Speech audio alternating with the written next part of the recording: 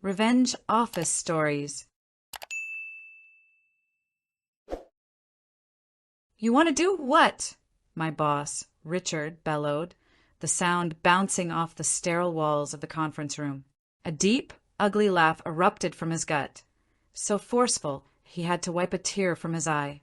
"That," he gasped, catching his breath as he turned to the entire department, "is the single most clueless amateur hour idea I have ever heard in my 20 years in this business." My face burned. I had just presented a detailed, data-backed warning about a ticking time bomb I had spent weeks uncovering, an oversight that could cost the company millions. He didn't just dismiss it. He turned my hard work into a public joke to paint me as a fool. His yes men at the table chuckled along, while others just stared at their notepads, refusing to meet my eyes. To him, I was a joke, a disposable cog in his machine. What he couldn't possibly imagine was that this single moment of disrespect had just set in motion a chain of events that would end with me becoming his landlord. To really appreciate the satisfaction that came later, you have to understand the world I lived in 5 days a week. I was a senior operations analyst for a huge logistics company. It's not a glamorous title, but my job was to live in the data, find the patterns everyone else missed, and turn them into wins for the company. And I was good at it. I had a master's degree in supply chain management and had been there for 6 years, working my way up from junior analyst. A year earlier, I had single-handedly redesigned our West Coast distribution network, saving the company over $8 million in the first year. I presented the final report to the board, proud of my work.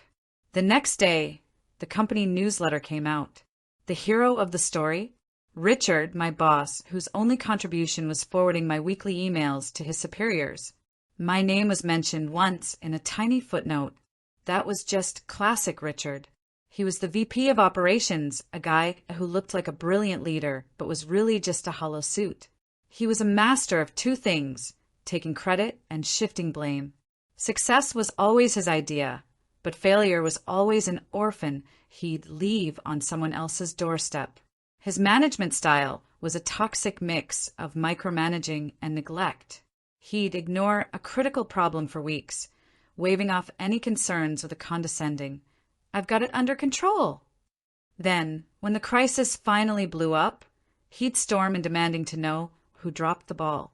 His arrogance filled any room he walked into. He never listened. He just waited for a pause so he could jump in with his own opinion. He fostered a culture of fear where people didn't bring him problems. They just told him how smart he was. It's a well-known fact in any workplace that when employees feel unheard, trust evaporates. Morale on our floor was in the gutter. He treated a team of skilled professionals like children. I only stayed because I loved the work itself, the puzzle of logistics, and I hoped that his incompetence would eventually catch up to him. I just never dreamed I'd be the one to make it happen.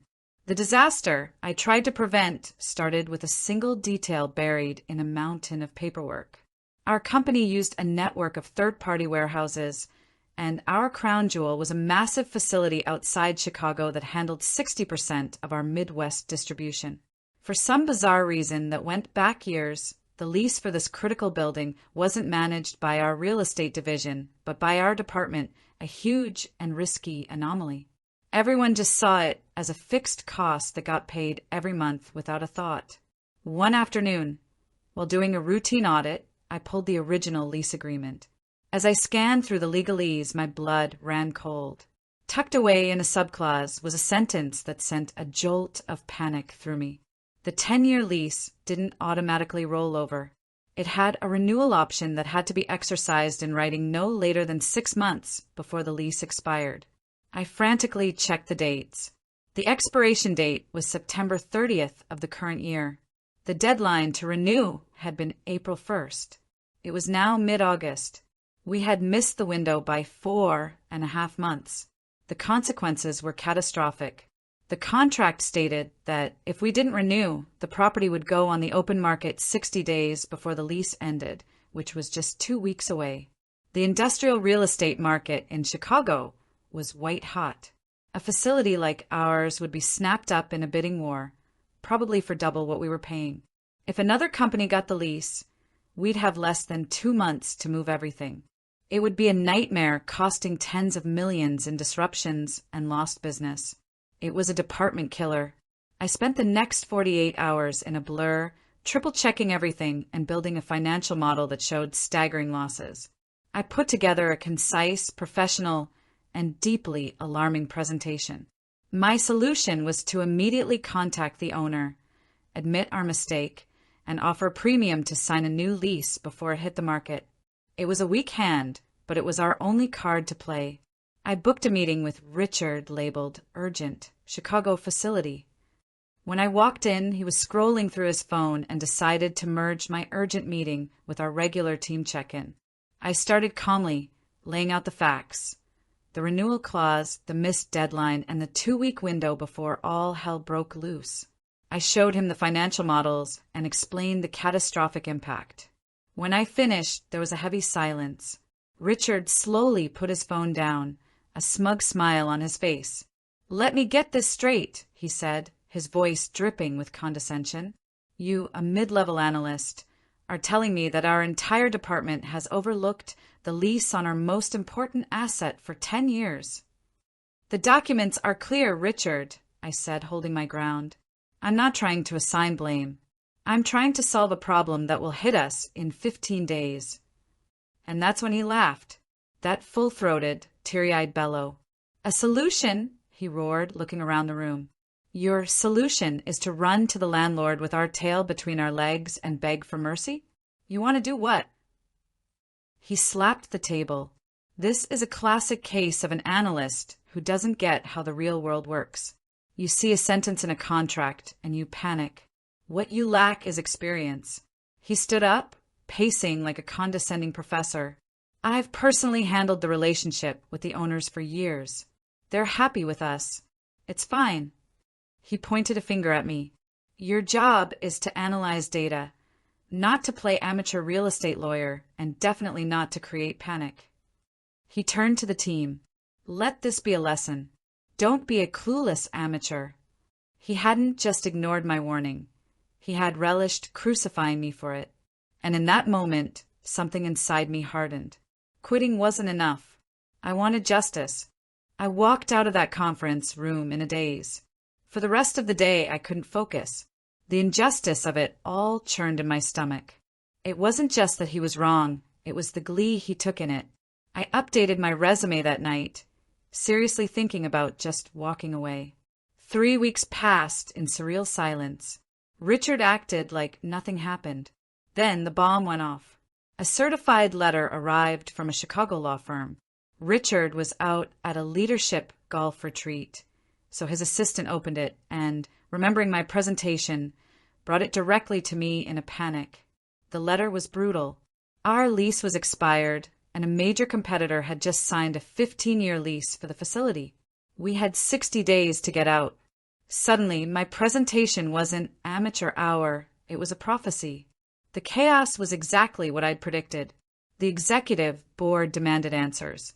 And Richard, back from his golf retreat, did what he always did. He shifted blame.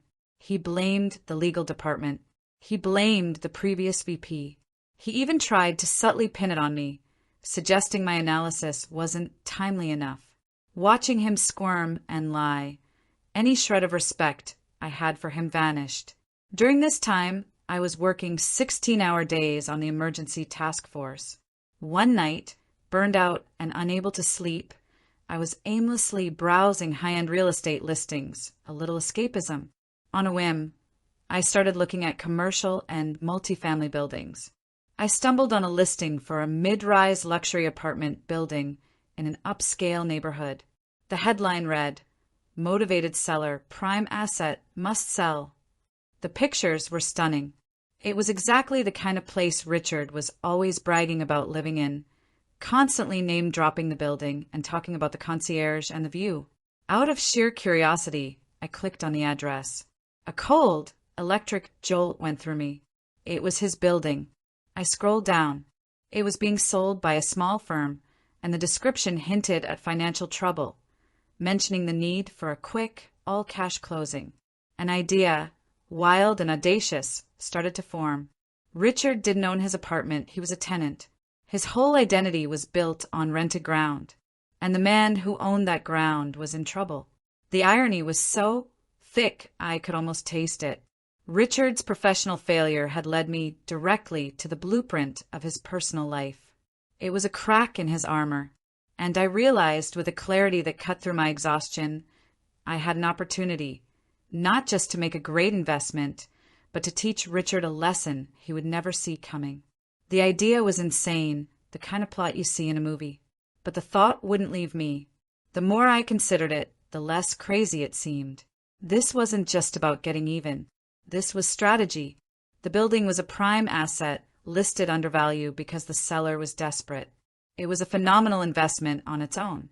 The fact that it would also give me total power over the man who humiliated me, that was just the world's most satisfying bonus. This was my chance to stop feeling like a victim and take control. I was going to use my brain and my diligence, the very qualities he mocked, to orchestrate his downfall. The first hurdle was money. The price was far beyond my savings. But that project Richard took credit for came with a massive performance bonus, which I had invested wisely. I also came from a family of entrepreneurs.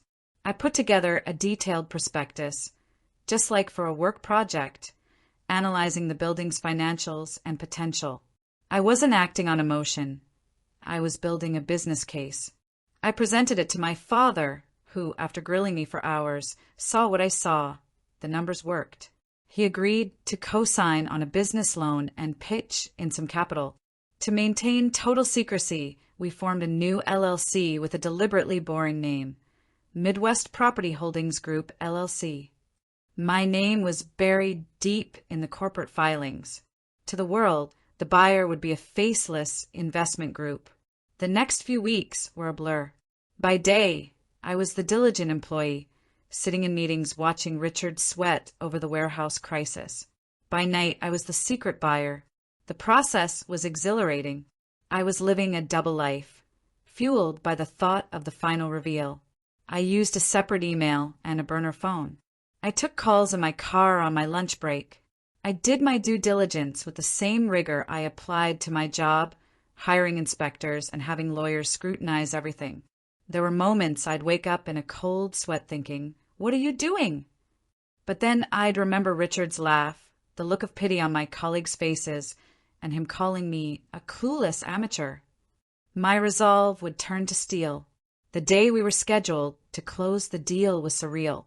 As I sat in a lawyer's office, ready to sign the final document that would make me Richard's landlord, I could already picture the look on his face. And if you want to see that look too, make sure you hit that like button and subscribe for more stories of ultimate workplace justice. With the stroke of a pen, it was done. Midwest Property Holdings Group, LLC, was now the official owner of the building.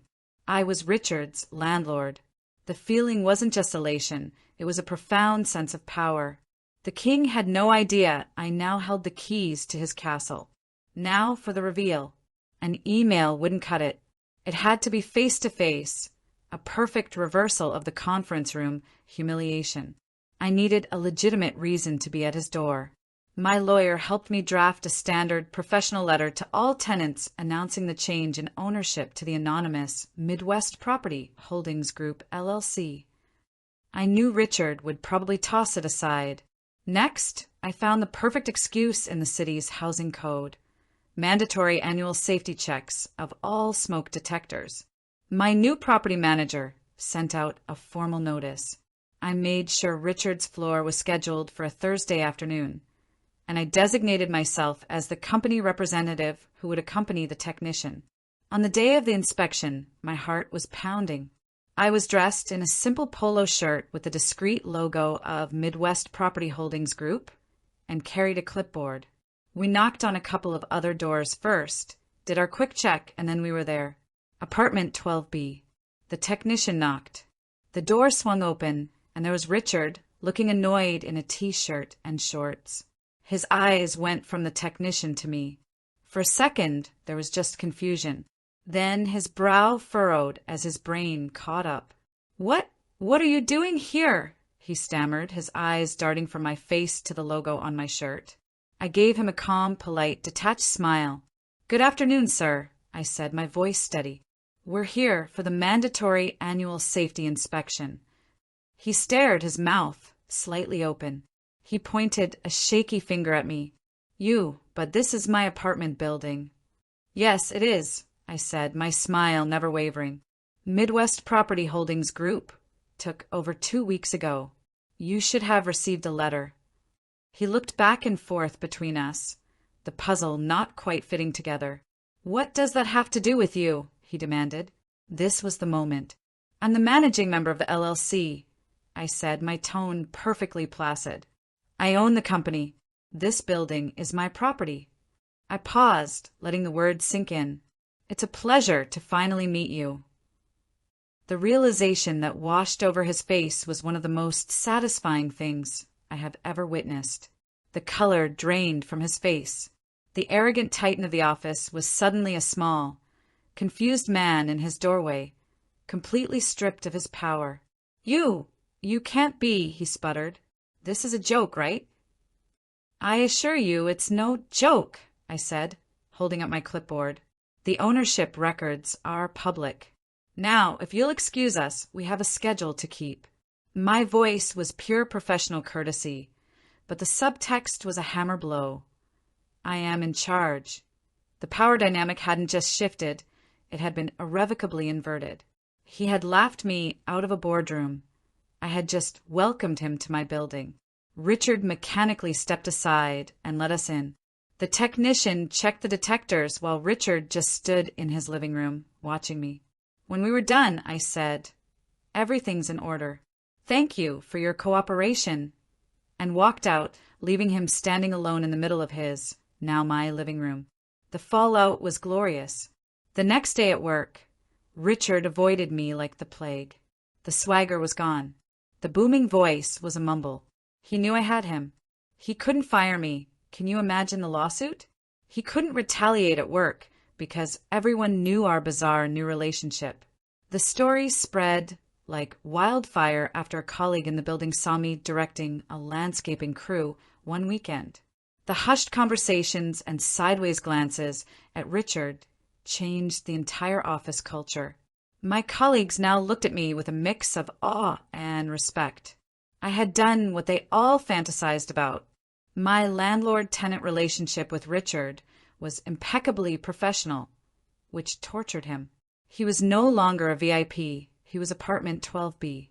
He tried to re-establish dominance with an email complaining about low water pressure. I didn't respond. I had my property manager schedule a maintenance visit between 9 a.m. and 5 p.m., forcing him to take a day off. The plumber, of course, found nothing wrong. The final turn of the screw came 2 months later. After reviewing the finances, it was clear the previous owner had been renting several units, including Richard's, at below market rates.